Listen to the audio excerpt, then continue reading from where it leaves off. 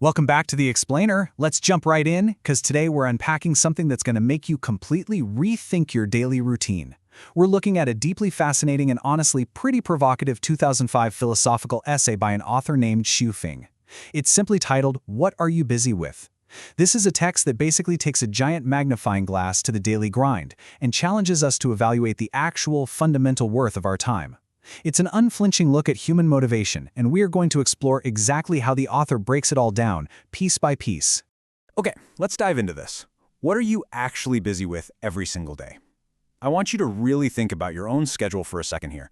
From the exact second your alarm goes off to the minute your head hits the pillow, your hours are just completely filled, right?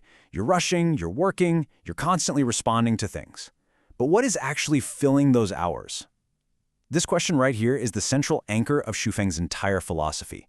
He wants us to stop and seriously evaluate the true nature of our constant, non-stop motion.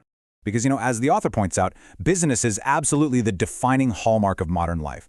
It's kind of the great equalizer of the human experience. It literally doesn't matter who you are. Bill Gates is busy, presidents are busy, corporate CEOs are caught up in the exact same gears as street vendors, factory workers, and farmers. The actual state of being busy is completely universal.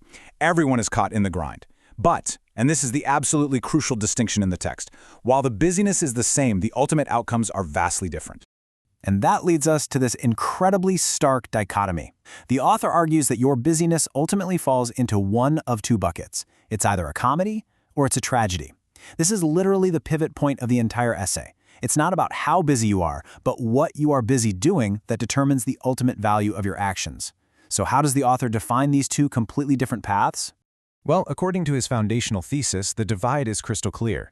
Spending your time pursuing truth, goodness, beauty, and love is a comedy, meaning, it has a positive, fulfilling resolution. On the flip side, if your busyness is entirely dedicated to chasing fame, fortune, power, and personal desires, the author states it will definitively end in tragedy, every single time. From here, the essay begins this fascinating, systematic takedown of what the author views as tragic pursuits, starting right at the very top of human society. Section 1. Macro Traps. Nations and Ideologies. So, when examining the massive, systemic structures that consume so much of our human energy, the author poses a recurring anchor question. Is being busy for the sake of national and ethnic interests actually worth it? Now, it's a highly controversial stance, for sure, but the author's answer is a resounding no. The essay argues that prioritizing a specific nation or ethnic group is fundamentally narrow-minded and short-sighted. He sees it as a massive roadblock to the progress of global civilization. The author presents a strictly globalist argument here. Look at the stark contrast he draws. Maintaining separate nations requires massive military expenses, embassies, visas, and it inevitably leads to wars where people harm each other just for the benefit of a few. But the alternative? A unified Earth. Xu Feng argues that unification would eliminate this immense administrative bloat and financial drain, ultimately leading to peace. Unification, the text insists, is just flat out better than division. And wow, the author's rhetoric on this point is incredibly intense. The essay explicitly states that if people prioritize national and ethnic interests over the shared interests of all humanity, then those people are, and this is a direct quote, the scourge of humanity. It's a heavy, uncompromising view. He sees nationalism not as patriotism, but as a genuinely destructive force actively harming the collective human family. He applies the exact same lens to religions and political parties. Xu Feng argues that dedicating your life to these factions is blind and selfish. In his view, these groups absolutely do not bring global peace. Instead, they manufacture disputes and chaos. The author essentially asks us to imagine a world entirely without religions or political parties, suggesting it would be a far, far more peaceful and harmonious environment. Section 2. Micro Traps. Family and Social Shackles. Let's move to how this builds on a smaller scale. As we transition from the macro level of global politics down to our personal lives, the author remains just as cynical. Once again, we hit that recurring motif. Is busyness for the family actually worth it? For a lot of us, family is the ultimate justification for working hard, right? But looking through Xu Feng's lens, the traditional nuclear family takes a surprisingly harsh critique. The essay details what we can essentially call the family trap. The author asks some tough questions, like who really remembers their grandfather? Which family actually stays prosperous for generations?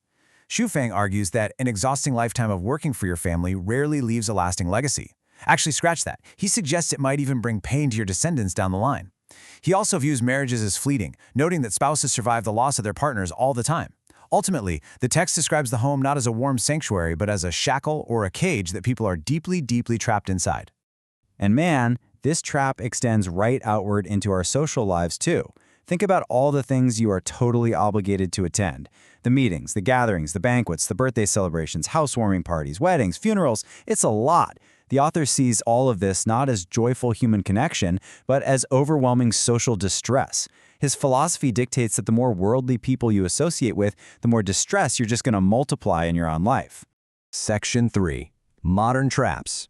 Digital and Intellectual. As if political and family traps weren't enough, right? The essay then moves right into the modern era. Ask yourself, is your online busyness worth it? We live in an internet-dominated age where people spend all day writing, reading, and commenting online. It's relentless. But according to this philosophy, does this digital hustle hold any actual lasting value at all? So the crucial point is how the author categorizes our digital footprint. He breaks it down into two pretty grim realities. First, it's ephemeral. Most articles and comments are fleeting like smoke. They disappear in hours, never to be read again.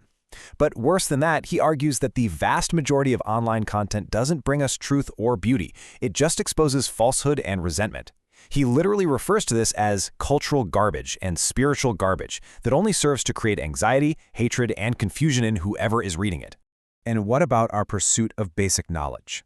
The essay argues that modern people totally exhaust themselves reading magazines, attending endless classes, taking incredibly stressful exams, basically working their fingers to the bone just to make a living and survive. The author questions whether all this accumulated knowledge actually makes us any happier or more fulfilled than ancient people who never had to endure this endless, structured intellectual grind. Section 4. The Solution. Truly Valuable Pursuits. So, if politics, families, and the internet are all just traps, what is left? Well, the author offers a definitive solution: valuable busyness. The absolute ideal state of living is a life dedicated entirely to the pursuit of truth, goodness, beauty, and love.